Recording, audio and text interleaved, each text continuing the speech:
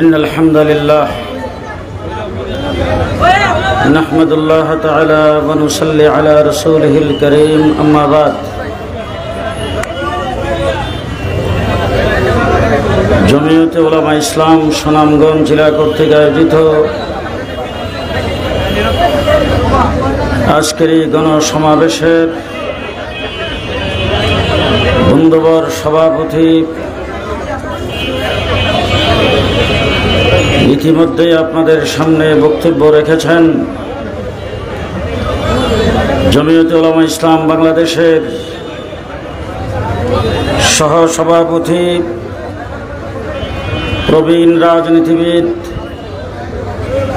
বন্ধুবর মাওলানা আব্দুর রব ইউসুফী, উপস্থিত আছেন সংগ্রামী মহাসচিব মাওলানা মঞ্জুরুল ইসলাম আফিন্দি সাহেব সহ কেন্দ্রীয় স্থানীয় নেতৃবৃন্দ, সমবেত সাথী ও বন্ধুগণ। গতকাল জোহরের নামাজের পরে দিনাজপুরে প্রোগ্রাম ছিল, রাত্রে ছিলাম গাইবান্ধা, সকাল 9টায় ঢাকায় পড়ছি। এরপরে আপনাদের সুনামগঞ্জ পর্যন্ত আসার ইতিহাস বর্ণনা করলে সামনের রাত্রটা পুরোটা লাগবে। গত 15টা বছর বাংলাদেশে যারা সবচাইতে বেশি নির্যাতিত হয়েছে তারা হলো এদেশের আলেম সমাজ। কোনো মসজিদের ইমামের মেহরাব নিরাপদ ছিল না, কোনো খতিবের মিম্বর নিরাপদ ছিল না, বাংলাদেশে কোনো ওয়াজ মাহফিল ইসলামী সম্মেলনের স্টেজ নিরাপদ ছিল না। দেশটাকে শেষ করে দেওয়ার জন্যে, দেশের মানুষকে জিম্মি করে স্বাধীনতার সার্বভৌমত্বকে নস্যাৎ করার জন্যে, দেশের প্রতিরক্ষা ব্যবস্থাকে ধ্বংস করার জন্যে 2009 সালে পিলখানায় আমার বাংলাদেশের 57 জন আর্মি অফিসারকে এক রাত্রে হত্যা করা হয়েছে। এই দেশ থেকে ইসলামিক তাহজিব তামাদ্দুনকে বিদায় করার জন্যে, আলেম উলামায়ে কেরামকে এই দেশ থেকে নিচ্ছিন্ন করার জন্যে, মাদ্রাসা মসজিদকে বন্ধ করে দেওয়ার জন্যে শাপলা চত্বরে আলেম উলামায়ে কেরামের উপর নির্বিচারে গুলি চালায় হাজার হাজার আলেমকে হত্যা করা হয়েছে। গত 15-16 বৎসর ইতিহাস, আওয়ামী লীগের নির্যাতনের ইতিহাস, কিন্তু এই 15 বৎসর জমিয়তে উলামা ইসলাম মাঠে ছিল, আওয়ামী লীগের বিরুদ্ধে সংগ্রাম করেছেন। আপনারা আজকে সারাদিন বৃষ্টিতে ভিজে শ্রম দিয়েছেন, আপনাদের ধৈর্য স্তুতি গঠানো ঠিক হবে না। সংক্ষেপে বলতে চাই, আওয়ামী লীগ সরকার গত যে নির্বাচন করেছেন, এই সরকারের অধীনে সংসদ নির্বাচনে না যাওয়ার সিদ্ধান্ত সর্বপ্রথম জমিয়ত ঘোষণা করেছেন। জমিয়তের খাস কমিটিতে সর্বপ্রথম সিদ্ধান্ত হয়েছে আমরা নির্বাচনে যাব না। সাথে সাথে এটাও হয়েছে যদি কোনো ইসলামিক দল নির্বাচনে যায় তাদের দায়িত্বে তারা যাবে, সবাই গেলেও আমরা যাব না। সেই কথা, সেই সিদ্ধান্ত সর্বপ্রথম জমিয়তের পক্ষ থেকে জানানোর পরে অপরাপর দলগুলি সিদ্ধান্ত নিয়েছে নির্বাচনে যাবে না। জমিয়তের 100 বৎসর ইতিহাস, কোন বাতিলের সামনে তারা কোনদিন মাথা নত করে নাই, সামনেও কোনদিন মাথা নত করবে না। সংগ্রামী সাথী ও বন্ধুগণ,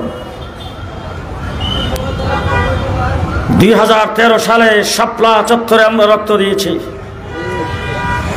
মুহাম্মদুর রাসূলুল্লাহ সাল্লাল্লাহু আলাইহি ওয়াসাল্লাম ষষ্ঠ হিজরিতে সুলহ হুদাইবিয়া হয়েছে। 10টা শর্তে মক্কাবাসীদের সাথে রাসূল সুলহ করেছেন। 10টার মধ্যে 9টাই ছিল ইসলামের সাথে সাংঘর্ষিক।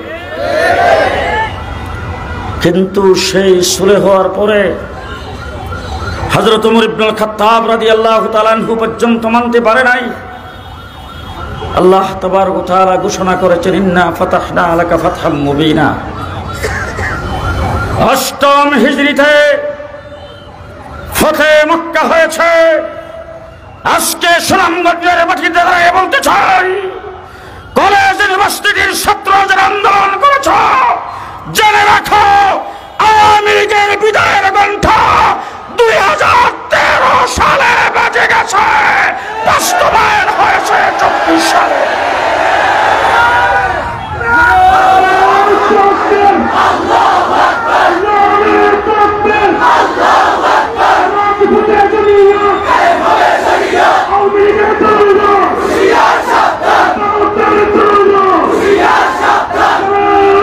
সংগ্রামী ছাত্র বন্ধুগণ, স্কুল কলেজ ইউনিভার্সিটিতে যারা পড়ে তাদের জন্য কোঠার দরকার।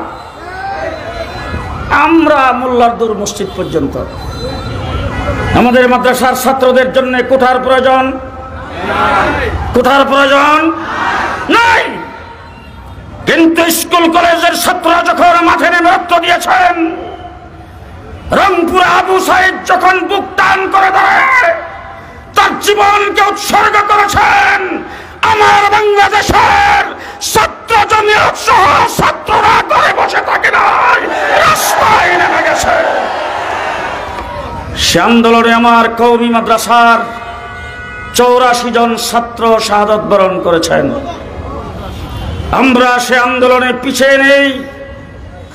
যখন শেখ হাসিনা পেছনের দরজা দিয়ে যখন ভেগে চলে গেছেন, শেখ হাসিনার পেটোয়া বাহিনী পুলিশ লীগ ঘোষণা দিয়ে তারা কর্মবিরতি দিয়েছেন। কোন থানায় কোন পুলিশ লাইনে পুলিশ নাই, রাস্তাঘাটে কোনো পাহারাদার নাই। ওই অবস্থায় যখন ছাত্র জনতা রাস্তাঘাট সহ ট্রাফিকের দায়িত্ব পালন করেছেন, আমার মাদ্রাসার ছাত্ররাও তাদের সাথে মাঠে পাস করেছেন। আমরা সর্ব অবস্থায় প্রত্যেক আন্দোলনকারীদের কাঁধে কাঁধ মিলিয়েছিলাম। কিন্তু আজ দুঃখের সাথে বলতে হয়, 6টা কমিশন গঠন করা হয়েছে, আমাদের কোনো খবরও নেওয়া হয়নি। বিশেষ করে বাংলাদেশে শিক্ষার জন্য হরতাল পালন করেছে মুফতি ফজলুল কামিনীর ডাকে। শিক্ষার জন্য আল্লামা আহমদ শফী হেফাজতে ইসলাম গঠন করেছিলেন। শিক্ষাকে ইসলামাইজেশন করার জন্য রক্ত আমরা দিয়েছি।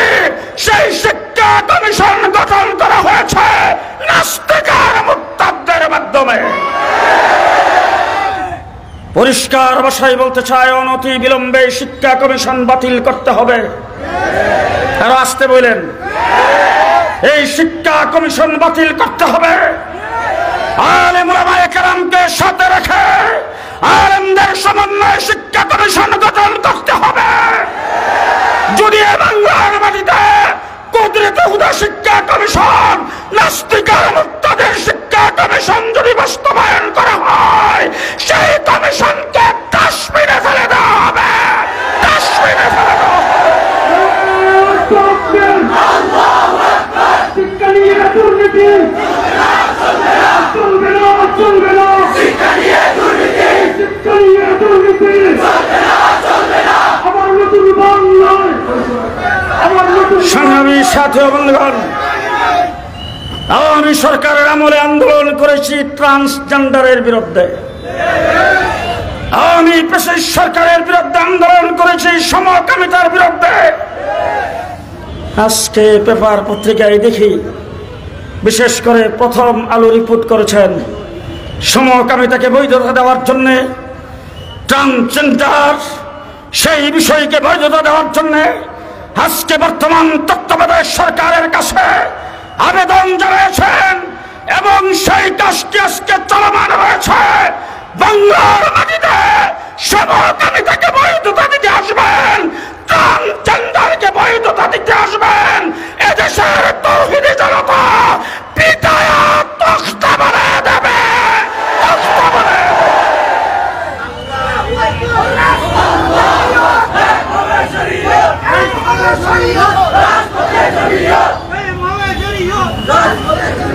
আরেকটি কথা না বললেই নয়, ভারতে আমার নবী মুহাম্মদুর রাসূলুল্লাহ সাল্লাল্লাহু আলাইহি ওয়াসাল্লামকে অবমাননা করা হয়েছে, তারপরে তাদের বিরুদ্ধে মামলা হয়েছে।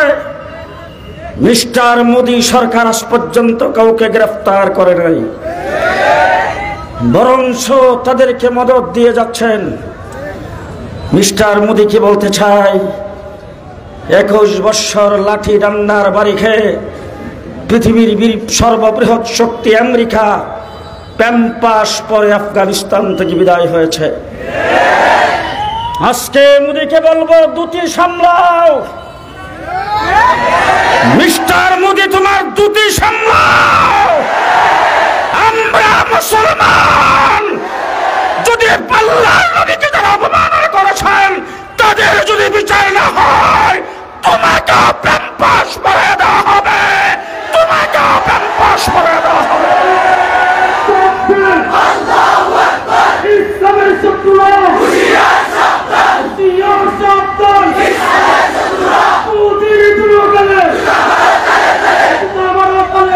মুদির দুর্গলে। শুনতে পেরেছি গত আগস্ট মাসের 2 তারিখে হাসিনা বিদায় হয়েছে 5 তারিখ। 2 তারিখে আপনারা এখানে একটা সমাবেশ করতে চেয়েছিলেন, সেই সমাবেশটা করতে দেই নাই। 3 তারিখে যারা দেয় নাই তারা আজকে কোথায় কোথায়? যারা আন্দাউল ক্রিজ রড দিয়ে রাস্তায় ঘোরাফেরা করেছেন পুলিশের সাথে, তোমাদের সাংগঠনিক কোনো শক্তি নাই, তোমাদের সাংগঠনিক কোনো দিক নাই। তোমরা বাংলাদেশে ত্রাসের রাজত্ব কায়েম করেছ তোমাদের তৈরি পেটোয়া বাহিনী পুলিশ লীগের মাধ্যমে, তাদের অস্ত্রের বাহাদুরিতে। আজকে তুলা রাশি দিয়া বাড়ি সালাম দিলেও তোমাদের কাউকে দেখা যায় না। আজ তোমরা কোথায়? কথা কথাই বলতা খেলা হবে, খেলার জন্য সুনামগঞ্জ এসেছি, বাবার বেটা হইলে আসো। পরিষ্কার ভাষায় বলতে চাই, হাসিনা গেছে কোথায়? জি, লন্ডনে শেখ হাসিনার বোনের বাড়ি বাগনি, সেখানকার এমপি হয়ে বাগনি চেষ্টা করে তার আশ্রয়স্থান করতে পারে নাই। শেখ হাসিনার ছেলে তার মেয়ে আমেরিকার নাগরিকত্ব পেয়ে শেখ হাসিনার বাসায় আহালে কিতাব বিয়ে করেছেন। সেই সাদা চামড়ার খ্রিস্টানকে ভাড়া নিয়েছেন, সেটা বিয়া নয়। শেখ হাসিনার ছেলে তাকে আশ্রয়স্থান আমেরিকায় করতে পারে নাই। কানাডা, অস্ট্রেলিয়া, ইউরোপের কোন দেশ তাকে আশ্রয় দেয় নাই। মোদী তাকে আশ্রয় দিয়েছেন। পরিষ্কার ভাষায় বলতে চাই, মোদী যদি বাংলাদেশের বিরুদ্ধে হাসিনার সঙ্গে কারসাজি করে ষড়যন্ত্র করে, সামনের নির্বাচনে নৌকা মার্কা যদি বাংলার মাটিতে কোথাও দেখা যায়, সেই নৌকাকে চালায়া দিতে হবে, চালায়া দিতে হবে।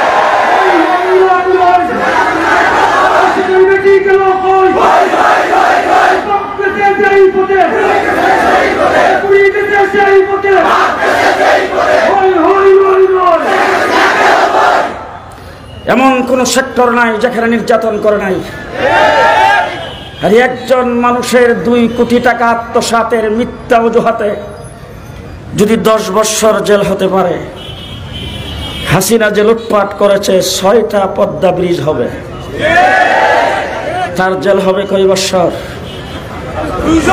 কয় বছর? একজন মানুষ মৃত্যুর কারণে যদি 28 জনের ফাঁসির আদেশ হতে পারে, শেখ হাসিনা দেশের হাজার হাজার মানুষকে হত্যা করেছেন, হাজার হাজার মানুষকে গুম করেছেন, তার ফাঁসি হবে কয়বার? কয়বার? কয়বার? এক, শেখ মুজিব হত্যার আসামিদেরকে যদি বিদেশ থেকে এনে বাংলার মাটিতে ফাঁসির কাস্টে ঝোলানো যায়, আমাদের পার্শ্ববর্তী রাষ্ট্র ভারতকে পরিষ্কার ভাষায় বলতে চাই, বন্ধুত্ব তোমার সাথে আমাদের হবে। আমরা পার্শ্ববর্তী রাষ্ট্রের সাথে বন্ধুত্ব বজায় রেখে চলতে চাই। তবে পেশিস, লুটেরা, জালেম, খুনি শেখ হাসিনাকে তোমার দেশে রেখে লালন পালন করে আমাদের বিরুদ্ধে ষড়যন্ত্র করবা, সেই কাজ করতে দেওয়া হবে না। তত্ত্বাবধায়ক সরকারকে বলবো, আওয়ামী লীগের আন্ডা বাচ্চা সহ মাটির লিস্টটাকে বের করে ফাঁসির কাস্টে ঝুলিয়ে দিতে হবে। ফাঁসির কাস্টে